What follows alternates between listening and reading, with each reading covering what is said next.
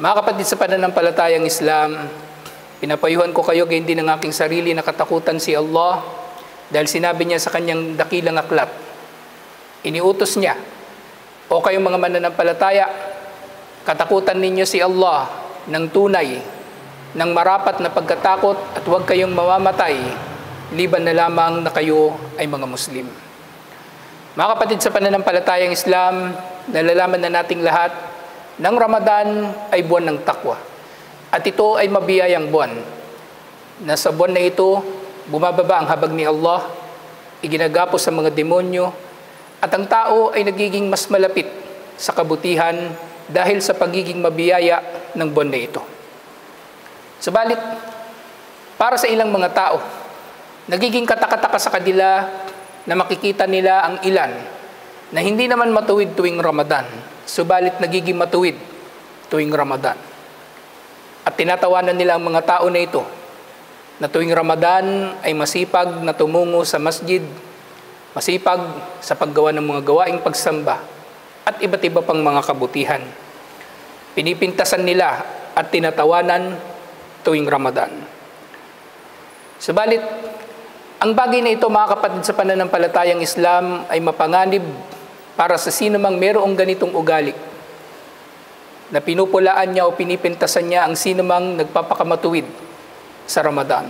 Kahit pa yung mga sa Ramadan lang talaga nagpapakamatuwid. Dahil maaring ang pamimintas na ito ay hindi lamang pintas na itinutuon sa tao, bagkus ay maaring ito ay pintas din sa relihiyon. Dahil ang pagbabago ni naman, mga kapatid sa pananampalatayang Islam, tuwing Ramadan ay isang bagay na tiyak na. At ito ay isang bagay na hindi natin mapasisinungalingan dahil sa pagiging mabiyaya nito. Nakatotohanan niya iniulat ni Imam Muslim tungkol kay Propeta Muhammad sallallahu alaihi wasallam, anna Rasulullah sallallahu alaihi wasallam ajwadan nas wa kana ajwadu ma yakunu fi Ramadan. Si Propeta Muhammad sallallahu alaihi wasallam, siya ang pinakamabuting tao. Siya ang pinakamatuwid, siya ang pinakamapagbigay, siya ang pinakamagalang. Subalit tuwing Ramadan, siya ay nagiging mas mabuti pa sa pagiging matuwid, sa pagiging mapagbigay, sa pagiging magalang at sa lahat na lamang ng kabutihan. Na kung ang katotohanan na ito ay masasaksihan natin kay Propeta Muhammad sallallahu alaihi wasallam, na kahit siya na matuwid na ay nagiging mas matuwid sa Ramadan, paanong hindi ito magiging totoo? O paanong hindi ito mangyayari sa isang tao na maaring hindi matuwid sa Ramadan o hindi matuwid sa ibang buwan liban pa sa Ramadan, subalit magiging matuwid sa mabiyayang buwan ng Ramadan. Gayun din, napagtibay sa isang hadith na iniulat ni Imam At-Tabarani, sinabi niya na tuwing ang darating ang Ramadan, ay sinasabi ni Propeta Muhammad sallallahu alaihi wasallam, Ja'akum syahru Ramadan, syahru barakah. Dumating sa inyo ang buwan ng Ramadan, buwan ng biyaya. Yaghshakumullahu fi, kayo ay binabalot ni Allah sa pamagitan ng kanyang habag dito. Fayanzilur rahmah, bumababa sa buwan na ito ang habag ni Allah. Wa yahuttul khataya, at binubura niya ang mga kasalanan. Wa yastajibud du'a, at sa buwan na ito ay tinutugon niya ang mga panalangin. Yandurullahu ila tanafusikum fihi. Si Allah ay nakatingin sa inyong pag-uunahan sa kabutihan sa buwan na ito. Fayubahi bikum malaikatahu. At ipinagmamalaki niya kayo, ipinagyayabang niya kayo, kayong mga nagpapakamatuwid sa Ramadan, ipinagmamayabang kayo ni Allah sa kanyang mga anghel. Kaya, fa'arullaha min anfusikum khaira. Kaya magpakita kayo mula sa inyong mga sarili ng kabutihan kay Allah. Magpakita kayo kay Allah mula sa inyong mga sarili ng kabutihan.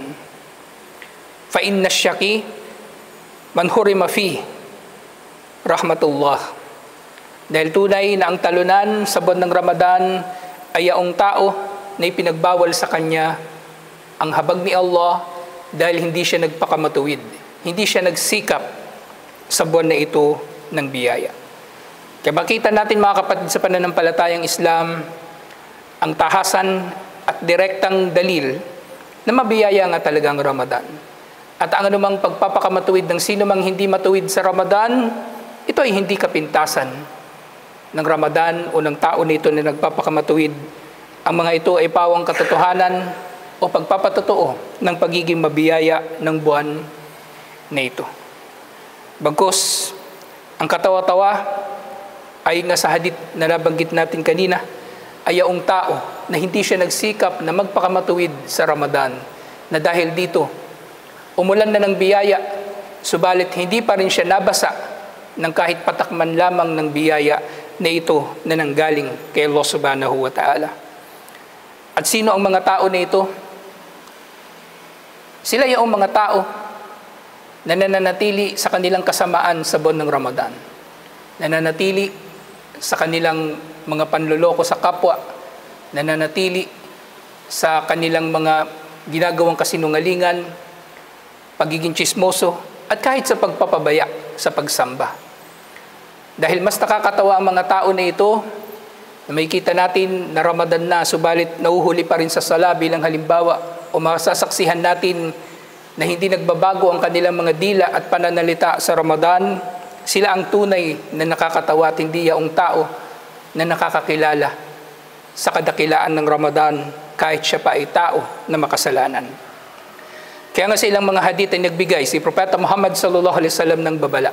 Sinabi niya, "Rubba sa'imin laysa lahu min siyamihi illa al-ju'." May ilang mga nag-aayuno na wala silang mapapala sa kanilang pag-aayuno liban na lamang sa gutom. "Wa rubba qa'imin laysa lahu min qiyamihi illa sahar." At may ilang mga nagdarasal sa gabi ng Ramadan na wala silang mapapala sa kanilang pagdarasal na ito liban na lamang sa puyat. Sa anong kadahilanan? Sisabi ng mga scholar na ang hadith na ito ay maaring may paliwanag sa pamagitan ng isa pang hadith. Sinabi ni Propeta Muhammad sallallahu alaihi wasallam, "Man lam yada' qawla az-zuri wal amala bihi wal jahla falaysa lillahi hajatun fi an yada'a ta'amahu wa syaraba." Sino man ang hindi niya iwan ang masasamang pananalita at masasamang pagkilos at anumang gawaing may kamangmangan, ay walang pangangailangan si Allah sa kanyang pag-iwan, sa kanyang pagkain at inumin. Dahil ang mga kasalanan, ito ay pinagbabawal kahit hindi Ramadan. Samantalang ang pagkain at inumin ay sa mga araw lamang ng Ramadan ipinagbabawal. Kaya tunay na napakasama ng tao na hindi siya binabago ng mabiyayang buwan na ito ng Ramadan. Na muli, ang pagbabago ninuman ay dulot ng pagiging mabiyaya ng Ramadan, at ang hindi pagbabago ninuman ay maaring dulot ng pagiging malayo niya kay Allah, kahit ano pang pag-aakala niya sa kanyang sarili na siya ay banal. Mga kapatid sa pananampalatayang Islam, nalalaman natin na ang Islam ay may mga maratib o mayroong mga antas. At ang pinakamataas na antas dito ay ang ihsan. An ta'budallaha ka'annaka tarahu wa illam takun tarahu fa innahu yarak. Ang sambahin mo si Allah na para bang nakikita mo siya. At kung hindi mo man siya nakikita, ay ang sambahin mo siya na nalalaman mo na nakikita ka niya. Mga kapatid sa pananampalatayang Islam, ang pag-aayuno ay isa sa mga gawaing pagsamba na dito ay maaring maperpekto o mapabuti, mapainam ng tao ang kanyang ihsan o ang pagpapataas ng antas ng kanyang pananampalataya. Katulad ng iba pang mga gawain na maaaring nalilingid sa tao, subalit tiyak na nalalaman ni Allah, katulad ng qiyam sa gabi, mga lihim na kawang gawa, at iba't iba pang mga lihim na kabutihan, ang pag-aayuno ay isa sa mga landas patungo sa ihsan. At si Allah, ang antas na ito ang siyang pinakamataas para sa kanya, dahil sa antas ng ihsan ay napeperpekto rin ng tao ang kanyang pagkilala sa isa sa mga dakilang katangian ni Allah na hindi lubos na nauunawaan ng marami sa mga tao. At ito ay ang kaalaman ni Allah. Na para sa isang tao, para sa isang mananampalataya na nauunawaan niya na nalalaman ni Allah ang lahat at walang nalilingid sa kanya, magsisikap siya sa lahat ng kabutihan dahil nalalaman at nakikita ito ni Allah, at magsisikap siya sa pag-iwas sa lahat ng kasamaan dahil nalalaman at nakikita ito ni Allah. Mga kapatid, sa pananampalatayang Islam, ang kaalaman ni Allah ay perpekto, walang kapintasan at walang hangganan.